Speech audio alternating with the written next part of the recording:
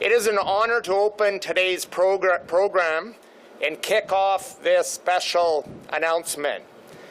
I would like to take this opportunity to acknowledge the traditional territories of the people of the Treaty 7 region in southern Alberta, which includes the Blackfoot Confederacy, comprising the Siksika, Piikani, the Kainai First Nations, and the Tsuut'ina First Nation, and the Stoney Nakoda, including the Chiniki, Bearspaw, and Wesley First Nations. The City of Calgary is also home to Métis Nation of Alberta, Region 3. Alberta has been a world leader in energy and tax credits for carbon capture, usage, and storage will help us remain at the forefront of the sector. Our government is committed to collaborating with Alberta's largest industries. Not only will these CCUS credits expedite Canada's net zero goals, but they will also create thousands of jobs for our province and create a cleaner country for our children and grandchildren. Our government understands climate change is real, and that is, we must work together to fight it. It's a special privilege to introduce the Honourable Chrystia Freeland, Deputy Prime Minister and the Minister of Finance. She is the Member of Parliament for University Rosedale in Toronto. Born in Peace River, Alberta, Ms. Freeland had a successful career in news media and journalism prior to entering politics. She is the first woman to hold the office of Minister of Finance and recently tabled a budget that will help our country recover from the pandemic. Please give a warm Calgary welcome to our Deputy Prime Minister and Minister of Finance, the Honourable Chrystia Freeland.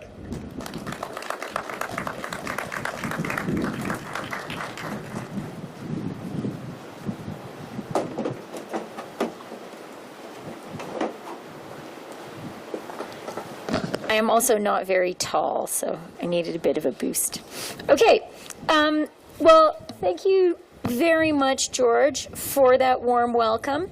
And the weather may be cold, but the welcome here is very, very warm, and I'm really, really glad to be here today. I'd like to also thank George for that land acknowledgement. And I really want to thank Aref and Apoorv for the terrific, terrific tour of the facilities here today. This has been really an exciting and inspiring morning for me to see the terrific, innovative work that is being done right here, just behind us, and has been a real proof point for me that Canada can, Canada will seize the opportunities in the green transition. And so much of that seizing of opportunities is going to happen here in Calgary, is going to happen here in Alberta. When I tabled the budget last week, one of the things that I emphasized was that the green transition is here. The world economy, our trading partners, they have decided that their economies are going to go green. And this is a huge, huge transformation. It is the biggest transformation of the global economy since the Industrial Revolution itself. We have a unique opportunity here in Canada and here in Alberta to be leaders in that green transition. And I've seen the evidence just in the past hour here today.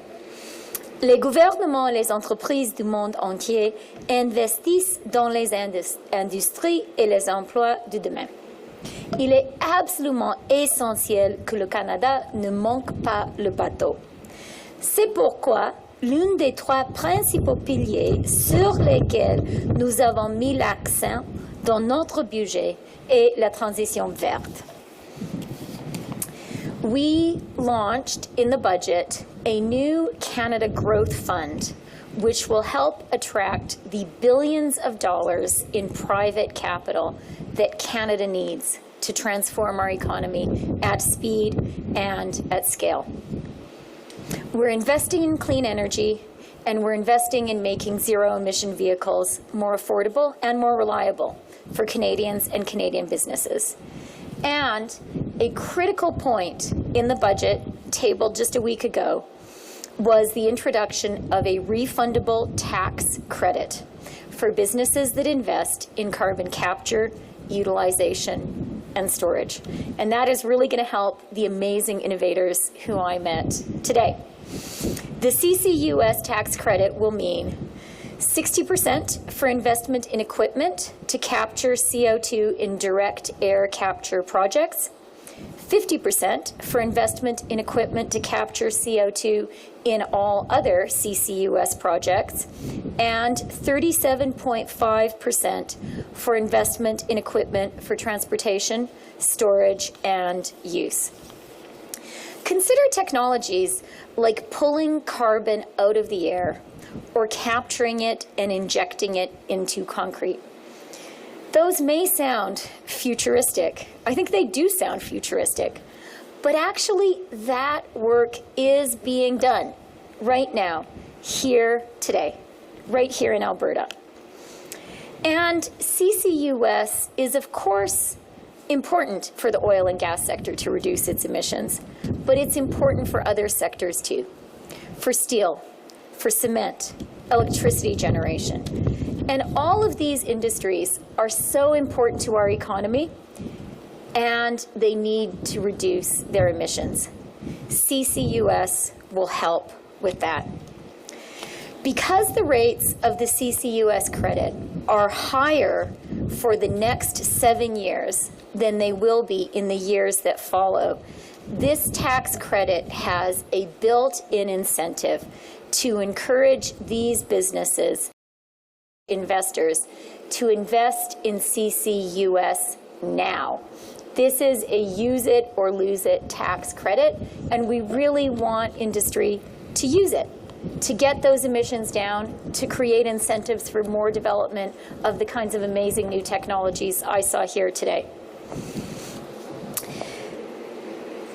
We tend to talk about the green transition as a moral imperative, as an existential challenge that we face, something that we need to think about when we think about passing the planet on to the next generation. That's true. But the green transition is also an economic necessity.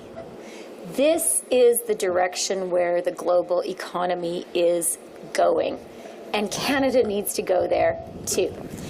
The good news is there are trillions of dollars of capital around the world that are looking for opportunities to invest in the green transition, to create new green industries, and the great jobs of tomorrow.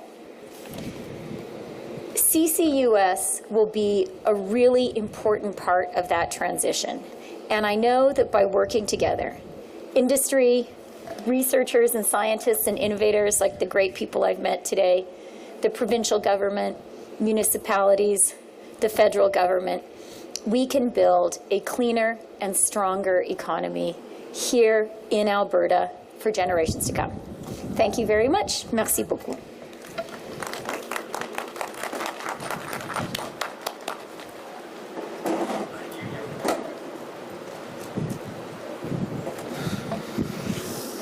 Okay, hello everyone, and thank you Minister Freeland and MP Chahal for coming on this cold and fairly windy day. Really appreciate you coming with smiles on your faces. On behalf of InnoTech Alberta and our parent company Alberta Innovates, welcome to the Alberta Carbon Conversion Technology Centre.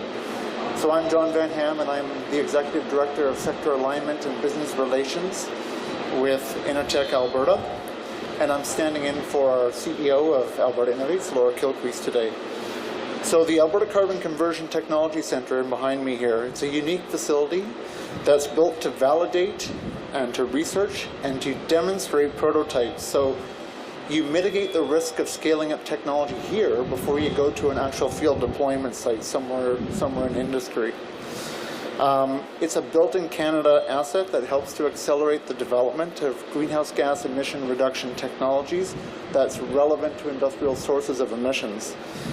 Capturing the carbon dioxide is the first step in both utilization and storage, as both cases were mentioned by the minister earlier. And here at this site, we can work on both the capture side and on the utilization, two critical components in driving better performance and better economics for carbon capture and storage. Alberta has world-class expertise and experience in these areas as a result of decades of research and investment. The province also has vast carbon storage resources potential with a total capacity in deep saline aquifers and in old oil and gas reservoirs estimated to be in the billions of tons. CCUS is also key to unlocking the potential of clean hydrogen production, which we spoke about earlier today. We're already here in Alberta, the world's 10th largest hydrogen producer globally. So we're all here today, everyone who's speaking, everyone who's joined us, we're all in the business of de-risking technology, developing, accelerating new solutions, and bringing us one step closer to that next big thing. So once again, thank you to the Minister, and thank you, Member of Parliament Chahal, as well, for joining, and for everyone else who's here today. Quite a few people standing in the cold. I'll let them come up and say some words as well. Thank you.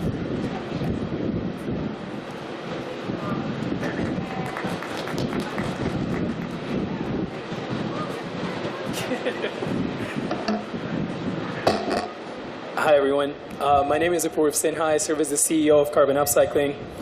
We founded the company in Calgary in 2014 as a carbon utilization company looking at making carbon emissions into valuable products. And we started with a reactor that was this size back in the fall of 2014. And now, through the help of organizations like InnoTech and Alberta Innovates, we've been able to scale up to over 4.5 million times from this proof of concept here. We've built a team of over 20 full-time employees and shown that carbon can actually be a part of the solution as we look at creating a circular economy, both in our energy as well as our material sectors. And over the last 3 years, we've been able to engage some of the world's largest companies in the cement and steel sectors in particular, as we look at helping them achieve their decarbonization goals. Much like Canada on carbon policy and investments, we're very proud of how, as a Calgary company, we've punched well above our weight. We've been able to engage as a 20-person company, multinationals with operations in over 80 countries around the world, and are now looking to take the technology that started here out to cement plants and steel plants all across the globe.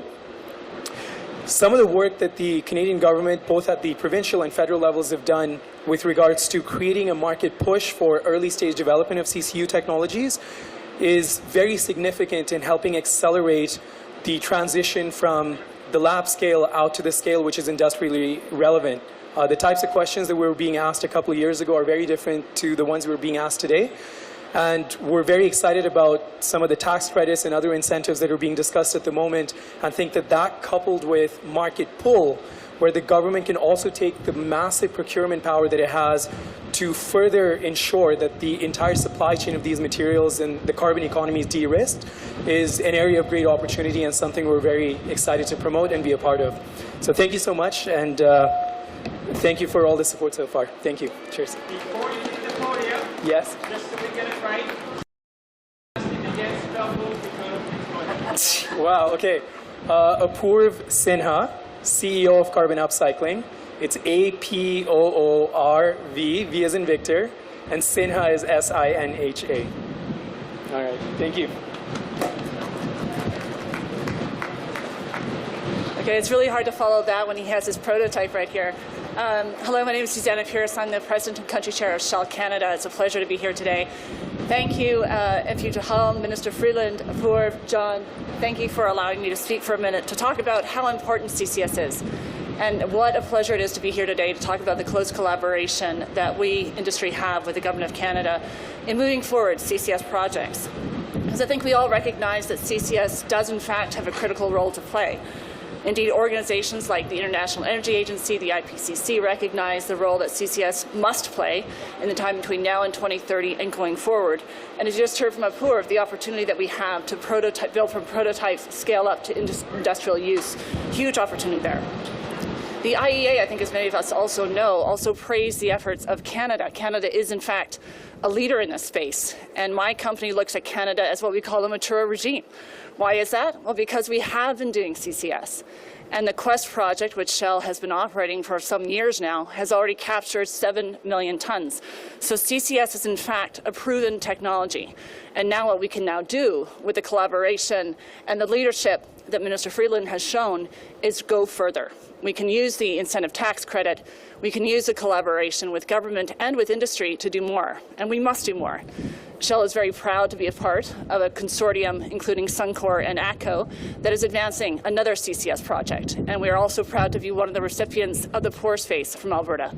So again, the collaboration we're seeing with the Government of Canada, leadership with the Government of Alberta, industry, and some very thoughtful, intelligent people here that we see here doing research and development. The opportunity is large for Canada and Alberta, and we will play a leadership role in developing CCS projects.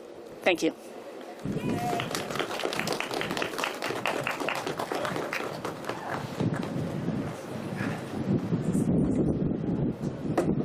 Well, hi, gang.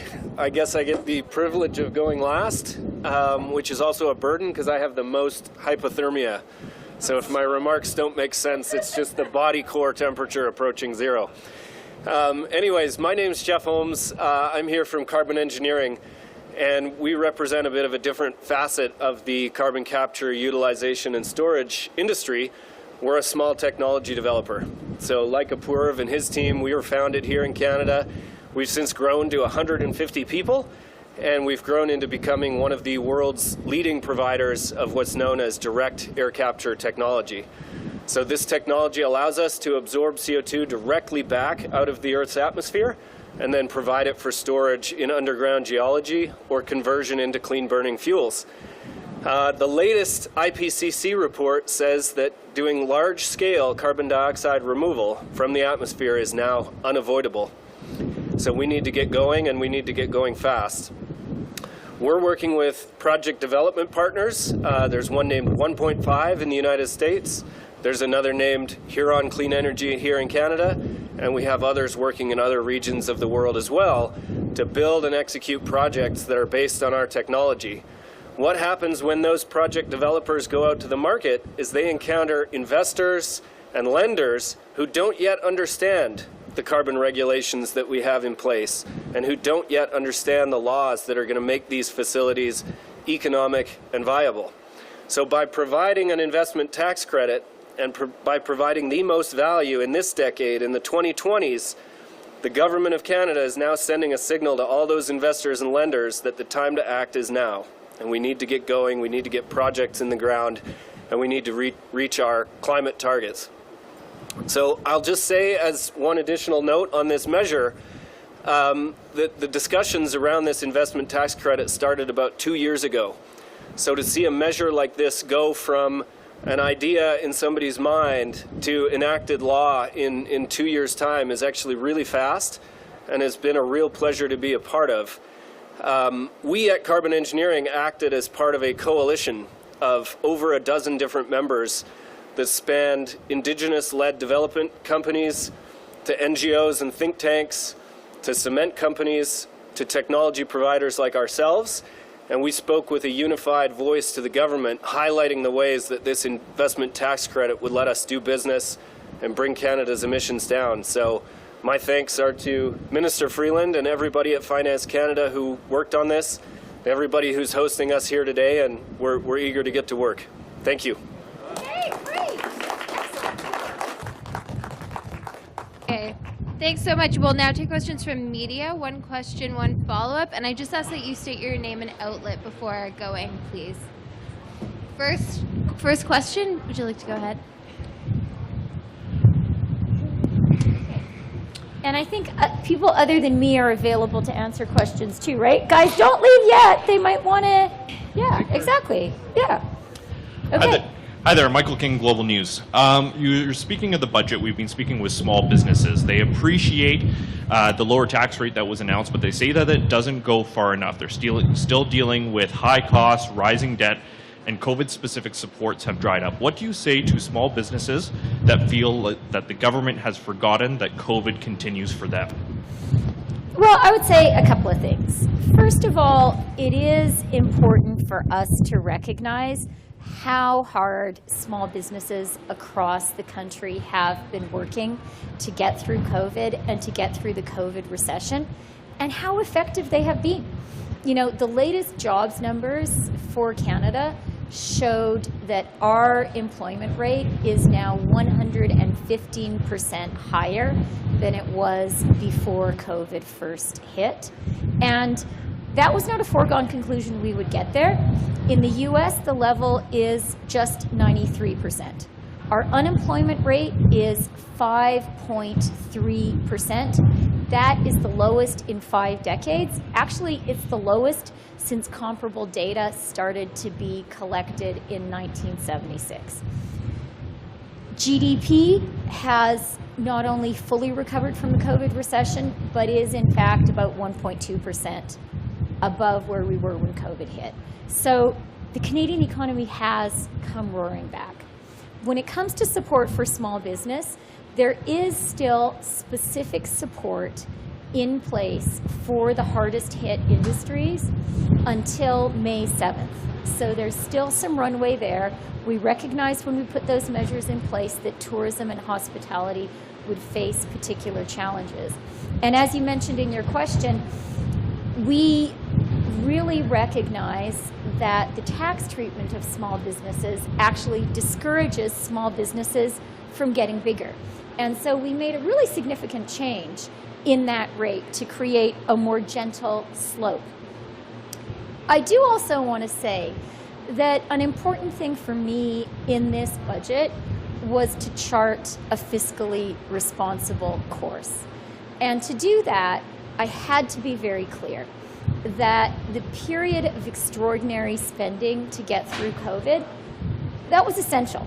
And that extraordinary spending is what underwrote the tremendous economic recovery we're enjoying today, the very strong economic growth we're enjoying today.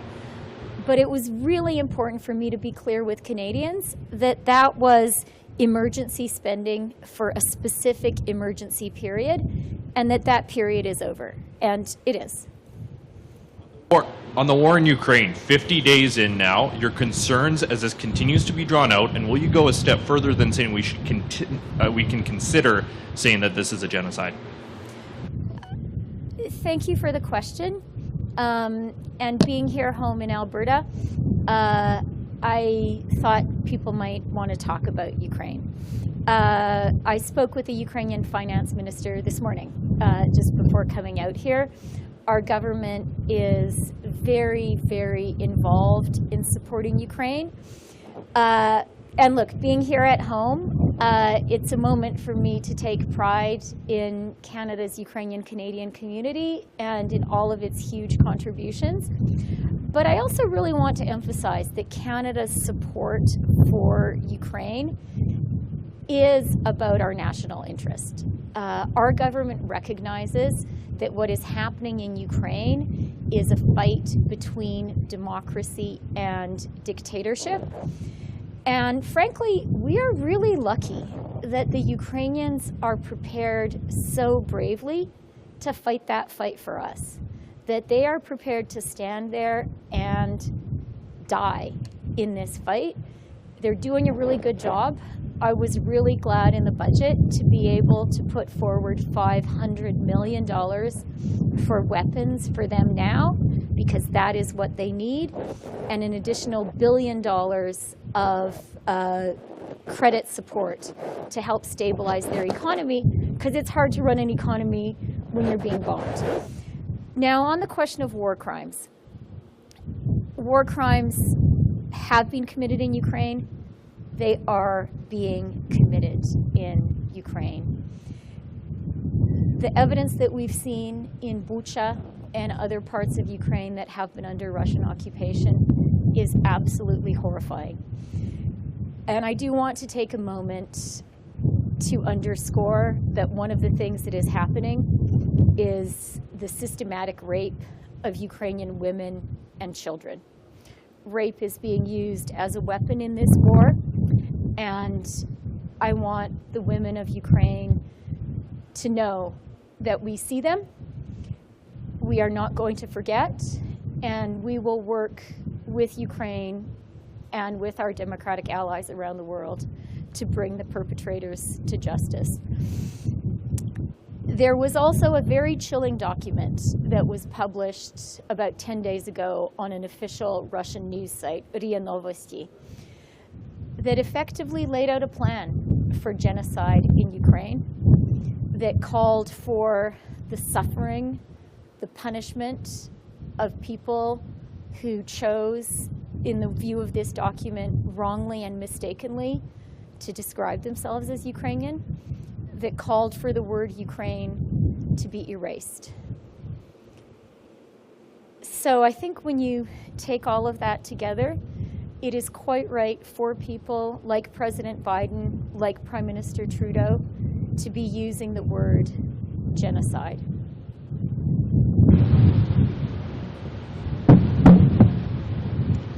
I'm Minister Chris Farkle with the Calgary Herald. With regards to CCUS and the federal budget, it called explicitly for engagement with the provinces with the expectation that they will, quote, further strengthen financial incentives to accelerate CCUS. Why should the provinces be providing incentives if your credit is already in place? And if they're going to provide incentives, what form do you think it should be? I am very, very excited, and you can't see the excitement on my face because it's a little bit frozen, so let me try hard to really smile. I'm so excited about what I've seen here today. I really feel we are at the beginning of a new chapter for Alberta and for Canada. There are so many smart inventors and engineers here, and I really feel we're going to be able to open up some brand new industries. You know, we just heard about capturing carbon from the air. That's amazing. I've just seen some work being done to put carbon into cement and make better cement that way. And I really, really believe it is, governments are not going to make these inventions. I know this inventing is not happening in the Department of Finance in Ottawa. People laughed. I share that laughter. But I also know that new stage technology is risky, and going from that great idea, going from that little prototype that we saw a minute ago to actually industrial scale is really, really hard. And I think at this moment when these new technologies are being developed, this is the moment that we need governments to come in to give that little push, to provide that de-risking, to get these technologies adopted at scale quickly. We need to do that because we need to get our emissions down. And frankly, we need to do that because I want to seize a competitive advantage for Alberta and for Canada. The federal government has come to the table. We've put together a powerful tax credit quickly, and really at a scale and with a design where it can really make a difference. And within 24 hours of tabling the federal budget, I was hearing from major global investors, people who I know from my days at the Financial Times, who said, we read your budget, we want to learn more. So there is money there to be drawn in. In terms of next steps, yes, we do want to continue working with the province to find ways that we can be even more supportive. A good step from our perspective would be to ensure that federal and provincial support can be stackable. Bit of a two-part question here then. What specifically are you looking for the province of Alberta, and what has their response been? And this is a question for Susannah Pierce from Shell. Is what you're seeing from the federal government here enough for you to proceed with your CCUS project, or do you still need to see more? So I started answering your question there. Sort of in terms of what we want to see from the province, look, I really see this as a conversation, as a collaborative approach. We have worked closely with the province and really particularly with industry in building this credit to be sure we were building something that works. And now that we have put our plan, our investment on the table, we're going to continue that work, continuing to work with the province and industry. One specific action that from our perspective the province could take that would be helpful would be to make provincial support stackable with federal support. But I will be interested to hear what our industry friends have to say also.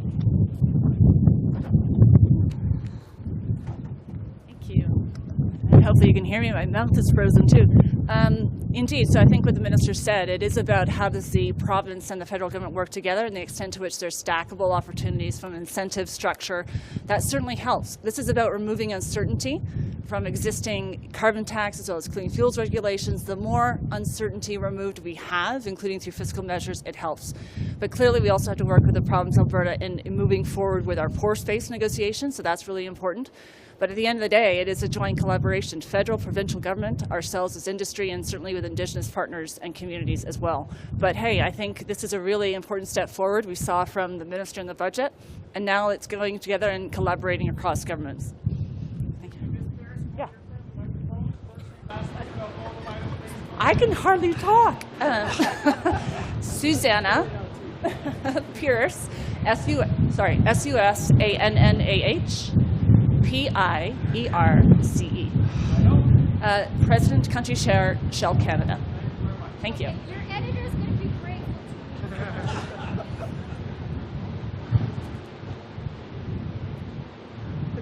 Hi, it's Aaron Collins with CBC National News. It'll be for the minister again.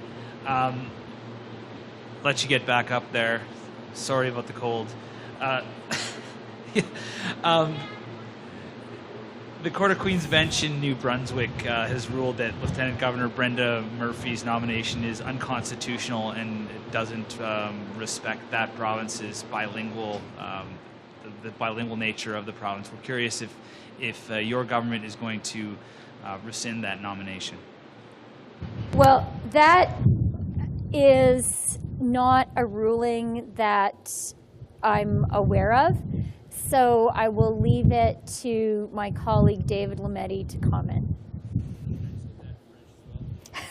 Oui, évidemment. Désolée, mais ce matin, je ne suis pas au courant de cette décision. Alors, je pense que c'est mieux de laisser mon collègue, le ministre David Lametti, de le commenter. Believe that the Pope will be visiting Canada in July. Curious if your government is actively involved in planning that trip, if you'll meet with the Pope, and if there are any plans to get residential school survivors to meet with him and to facilitate that.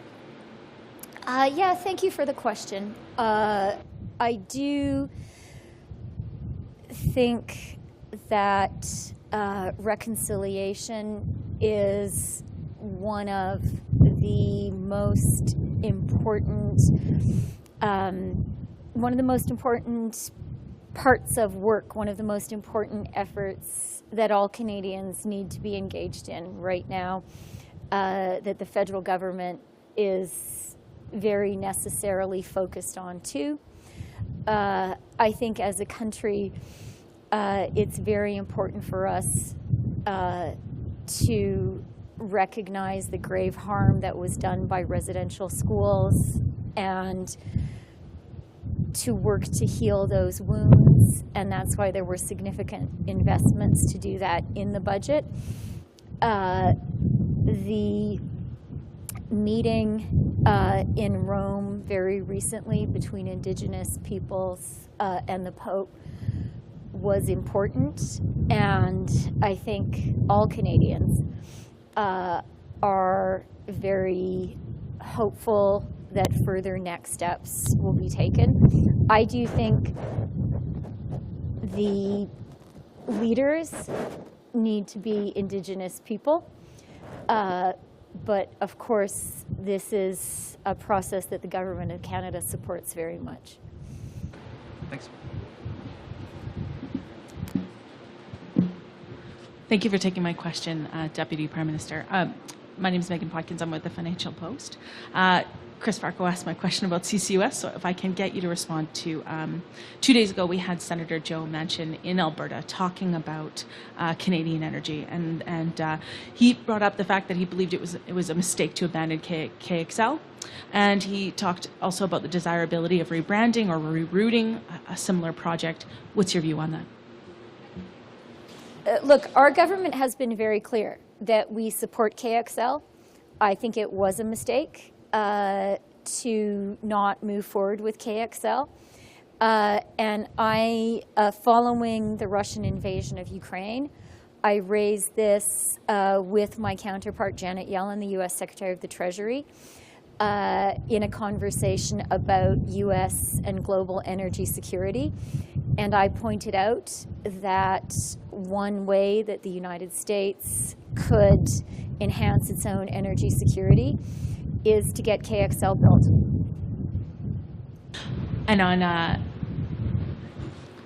similar related lines, but in terms of your government's environmental goals, you have ambitious targets, but you've also created an an emissions reduction plan that includes growth and production in oil. You've also approved Beta Nord. Do you see these things as conflicting at all? No, but I can say a little bit more. So look, I think our emissions reduction goals are not just our government's. I think they're the goals of all Canadians. I really believe there is today in Canada a national consensus that we need to act on climate change, and doing that means reducing our emissions. I also really believe we can walk and chew gum at the same time. I really believe that we can, and the projects that I've seen here today are a real confirmation for me of that our focus needs to be on reducing emissions, not on reducing economic activity. In fact, we need to think about it the other way around. I want the Canadian economy to continue to grow even as we reduce emissions. And that's why the CCUS tax credit was such an important thing for me to get across the line. That's why, frankly, I'm really energized to see the people here today, because I see that the ideas, the vision is here now to use CCUS to reduce our emissions, even as those industries, which are heavy emitters, can continue to operate. But thanks to technologies like CCUS, they can operate while reducing their emissions. That's what we need to all focus on, and I think that's what we're doing.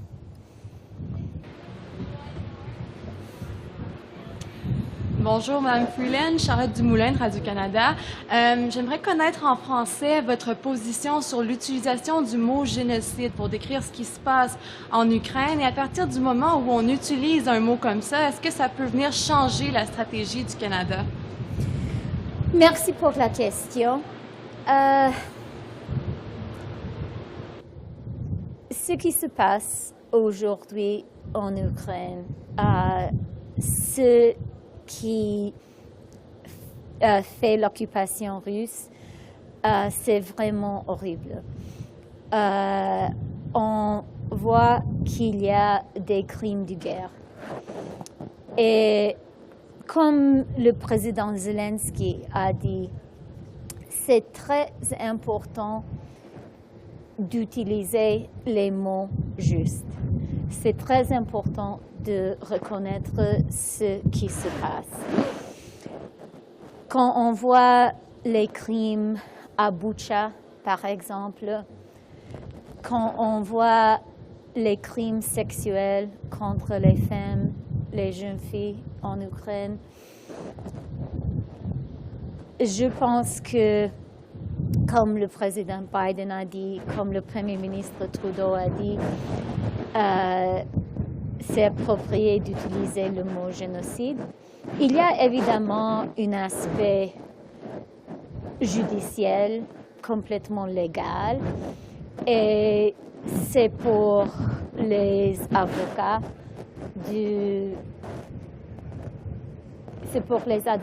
pour les cours, pour les juges, de travailler sur cet aspect très technique. Mais au niveau politique, au niveau moral, oui, c'est un mot approprié d'utiliser. Et je veux peut-être juste ajouter que les crimes qu'on voit méritent ça et aussi l'explication idéologique. L'explication idéologique qui a été publiée par la Russie, qui parle de la nécessité du point de vue de la Russie de faire finir à l'existence de l'Ukraine et des Ukrainiennes. Merci. Une autre question. Votre collègue Anita Anand vient d'annoncer un déploiement additionnel de soldats canadiens. Malgré tout, dans votre budget présenté la semaine dernière, on est loin d'avoir un budget militaire qui correspond à 2 du PIB. Qu'est-ce qui vous a empêché d'atteindre ça? On a dans le budget des investissements significatifs dans la défense. 8 milliards de dollars, c'est une somme importante. Et la chose importante aussi, c'est que les investissements dans la défense sont très ciblés pour être efficaces, pour permettre au Canada de faire ce que nous devons faire maintenant pour répondre à la crise, à la guerre en Ukraine. Le 500 millions de dollars pour les armes pour les Ukrainiens et de l'argent additionnel pour permettre les forces armées canadiennes de faire précisément ce qu'un État vient d'annoncer. Alors, on a fait des investissements dans le budget pour permettre précisément ce qu'on est en train de faire. Concernant les investissements additionnels, je pense que tout le monde est d'accord, que tout le monde constate que la situation sécuritaire du monde et du Canada a changé et que nous devons répondre. Mais c'est important pour nous de répondre dans une manière efficace, de pas seulement écrire des chiffres dans le budget, mais d'avoir un plan pour les dépenser. Et c'est pour cette raison que dans le budget, on a dit qu'on va avoir une étude très très vite qui va déterminer ce qu'on doit faire, ce que le Canada doit faire pour répondre à cette nouvelle situation.